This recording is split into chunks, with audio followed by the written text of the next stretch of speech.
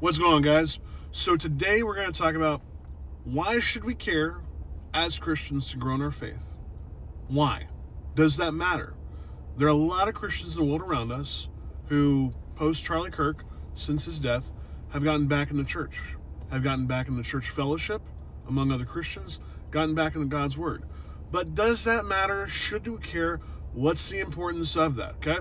That's what we're going to talk about today. We're in 1 Peter chapter 2. I'm going to start out at verse 1. So put away all malice and all deceit and hypocrisy and envy and all slander. Like newborn infants, long for the pure spiritual milk, that by it you may grow up into salvation, if indeed you've tasted that the Lord is good. We can tell when Peter's writing this that the local church has this problem right now. They got some social problems. Malice, deceit, hypocrisy, envy, and slander. Put those away. Stop being a jerk. Be a person who loves Jesus and walk that out on your day-to-day basis. So if you're in the fellowship today, the world around you, and you catch yourself mouthing off once in a while about another Christian, stop it.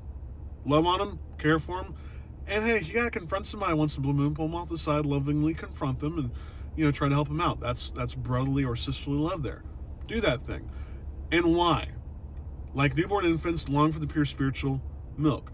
These guys are doing this stuff in a bad way because we're not choosing to long for good things and healthy things. We're not choosing to long for gospel-type love or Christ-like love, okay? Like newborn infants, long for the pure spiritual milk, that by it you may grow up into your salvation. AKA, long for God's word, desire that. I like that word long, because what that means is we need to create that desire within. It's not always there automatically. We can't just let our emotions ride the tide for us. We need to put it into practice. That's why when we talk about daily quiet times, that is a practice. Get up in the morning, take a couple minutes, get into God's word, pray about what you've read, and see how you can apply it from your day to day. But here's the real thing. Here's the real question. Why should we care? Why does it matter? Why is it important for us on a daily basis to do that? You've got Christians all around the world who can plateau in their faith for a while. They may walk away from the faith. There are people that could be in their 50s, 60s, and 70s. Maybe they got diagnosed with cancer and are finally coming back into Christ. One common theme for those type of people is this following sentence. I wish I had spent more time knowing Jesus, spending more time with Jesus. I wish I didn't waste all these years not enjoying Jesus. Why? Well, why is that a theme we hear ever so often from these folks? Next verse tells us this.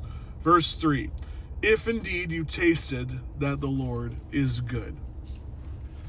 It is so easy in the world around us today to be pessimistic, to be upset. You wake up this morning, your tire has a flat on it. Maybe the car's not even starting. Man, I just bought this car, it doesn't start. What the heck? You took your kids to school. Next thing you know, someone got in trouble, so now the kid's suspended for a couple days. You're a single parent. What are you going to do about that situation? You got no money in the account. What are we going to do for next payday? Life sucks sometimes. Life is difficult. This world is not easy. It's not always fun, right? God is even telling us himself, I want you to taste and see that I'm good. I want you to know that I'm good, that I'm here for you, that I want the best for you. You're going to go through crisis. You're going to go through dark times. The best thing you can do is lean on me. Let me show you how good I am. Let me show you how awesome having faith in me is, so that you don't have to carry it all on your own darn shoulders.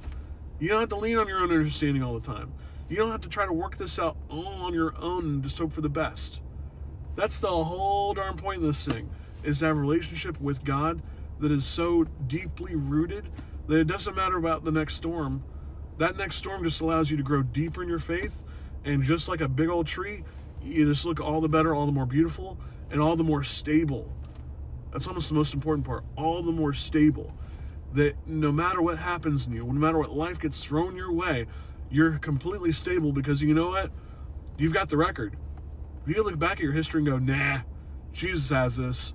I don't have a clue how we're going to get there, but God's got this. We're going to be just fine. I challenge you today. Try it out. Ask yourself, have I tasted and seen that the Lord is good? And if not, What practice can I put in place to help me see that more and more and grow my faith deeper? Because that's what Jesus wants for us.